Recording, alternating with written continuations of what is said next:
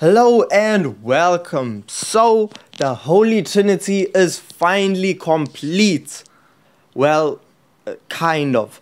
So with the latest updates, Gran Turismo 7, they have added the Porsche 918 Spider. Yes, this hypercar from Porsche actually came out almost 10 years ago, which is crazy to think. So in this video, we're going to look at customization, handling, and compare it to the two other vehicles in the Trinity. So with that being said, don't forget, leave a like, subscribe, and let's head straight on in. So customization when it comes to performance parts. Unlike a lot of vehicles of this price range, the Porsche actually comes with a few performance upgrades that you can apply. I'm talking about weight reduction, turbos, brakes. Because some vehicles, especially some of the invitation vehicles, they don't allow you to do anything. They give you the car already maxed out. You can't upgrade anything, can't change anything but tires. However, with this, you can really go for it. You can upgrade crankshaft, ECU, just make this vehicle super fast.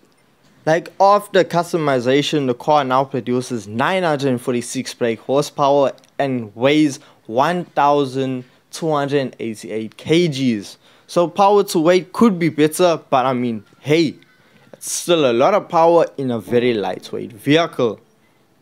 I mean, the car was out for about 2 hours before I actually recorded this, and I tell you, the amount of liveries that were already out was actually impressive, shockingly impressive at the amount of liveries. And I'm not talking about quick little slap together things. People took their time and did good liveries, and I was impressed. And it shows that the car actually has some good customization. So I just went with this Martini inspired livery. Honestly, it looks insane. So that was my pick of the bunch. As you can see it now in the car, an absolute beauty. Now jumping back over to performance. The vehicle sits comfortably at 364 miles per hour, and down the quarter mile this vehicle is no slouch at all. Honestly, just going through all the gears, and it actually crosses the line at a 9.9. So it's under 10 seconds, very impressive, but it's nothing compared to the Bugatti Veyron, which sets at 8.9 if I'm not mistaken.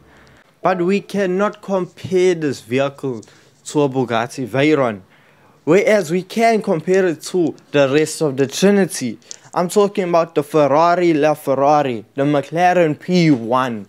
Now, this is why I said kind of, because in the game we have the Mclaren P1 Gtr, so it's the track version of the P1.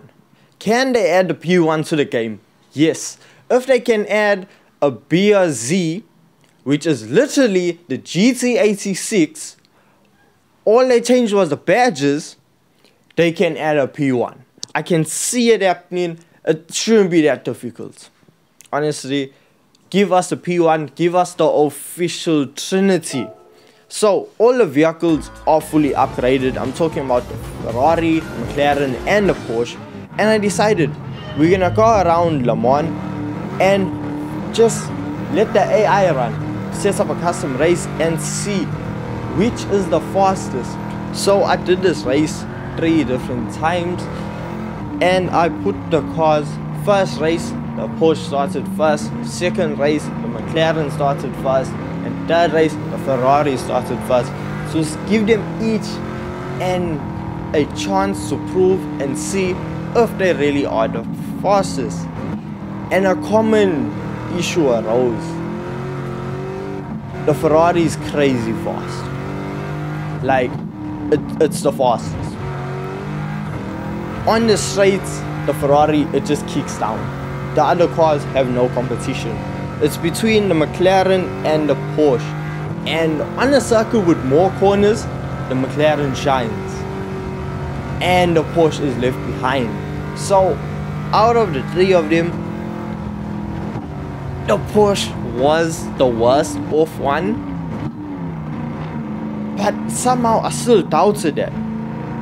At the end of the 3 races, we had the Porsche finishing second, then we had the Porsche finish last, and then finally we had the Porsche finish second. So the Porsche and the McLaren were really fighting for position, and a constant winner was the Ferrari.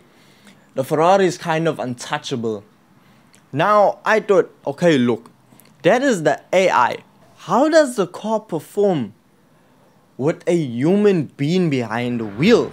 So that's what we did. I took them over to El Sake and I know I pronounced the track wrong, I do apologize, to now see which is actually the fastest. I gave them 3 laps around the circuit to put out the fastest time possible. So first to tackle the circuit was the McLaren P1 Gtr. This vehicle has DRS. How is no one talking about that? It has F1 technology. I understand it is the race car. It has DRS. I haven't come across another vehicle in the game that has DRS. That is F1 technology in the track car. I almost said the road car. So McLaren P1 sets a blazing time, a 1 minute 49.5. I thought, hey, this is a good benchmark, and I don't really see the others being able to actually beat that. That wasn't until I remembered we have the Ferrari next. I don't know if it was the circuit or if it was the Ferrari, but it wasn't a good match. You honestly had to fight the Ferrari to go around the circuit, but once you got it in control, you were able to set a really fast lap time. And when I say really fast, I mean we set a 1 minute 49 dead. That is almost half a second faster than the McLaren P1. And I thought the P1 was unstoppable. It really goes to show you how much faster the Ferrari actually is, because it has a ton of horsepower and is actually the lightest of the 3. So the Ferrari is kind of unstoppable when it comes to these 3 cars. So it was time for the man of the hour, the underdog, the new kid on the block, the Porsche 918. So it had a lot to live up to. It had a struggle to beat and break into a 148 was gonna take a lot. And did the Porsche actually have enough? Yeah, no, it didn't. We made it around the circuit with a 1 minute 50.7. That is a second slower than the McLaren. So if it was a second slower than McLaren, it was nowhere near the Ferrari. I was disappointed, but nonetheless, the Porsche 918 is still an incredible vehicle. It is amazing. I love to see that that Gran Turismo did complete the trinity by adding the Porsche 918. Now, if we could get a more accurate trinity, that would be really appreciated. You know, appreciated. I mixed the 2 words together.